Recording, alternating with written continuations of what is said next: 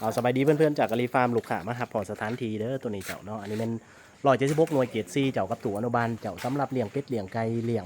สัตว์ปีกกะลีฟาร์มแนะนำให้เอาเลยเจ้าเนาะสำหรับตู่อนุบาลครับอันนั้น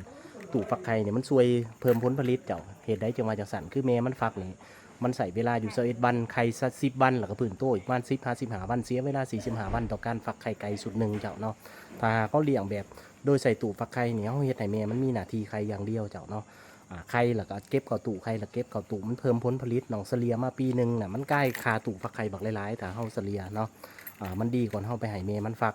มันเสียเวลาเนาะปีหนึ่งบ่ฮอด10สุดเจ้าเนาะถือว่ากินเวลาหลายตัวนี้เนี่ยเบิ่งคือมีค่าใช้จ่ายเจ้าแต่สุดแล้วมันเพิ่มผลผลิตแล้วก็ใส่ระยะยาวนานเจ้าตัวอนุบาลเวลาเกิดมาแล้วก็จับใส่หันเจ้าเนาะมันจะเฮ็ดให้ไก่แข็งแรง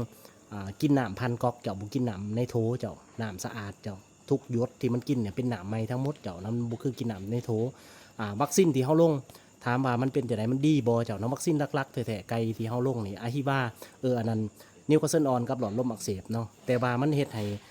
พวกเก็บท้องต่างๆมันช่วยได้บ่มันก็พยาธิของมันที่ใส่มันก็บ่ถือกันเนาะเจ้าเนาะสนั่นกันเบิ่งแย่งตั้งแต่เริ่มต้นกินน้ำสะอาดกินอาหารสะอาดมันก็เฮ็ดให้มันดีบัดนี้อุณหภูมิเนี่ยบัดนี้คันอุณหภูมิมันบ่ถึงบ่หรือว่ามันเกินจังซี่เนาะวัคซีนมันก็ช่วยหยังบ่ได้เด้อเพื่อนๆเนาะฉะนั้นเฮาคุมตั้งแต่เริ่มต้นให้ดีที่สุด สำหรับทางไหนจากไหนก็ติดต่อมาหาทางอ้ายเพื่อก็เอาอันนั้นแหนแดงนำแหนแดงแล้วก็จุลินทรีย์นำเต็มเจ้าจุลินทรีย์กับสีตุก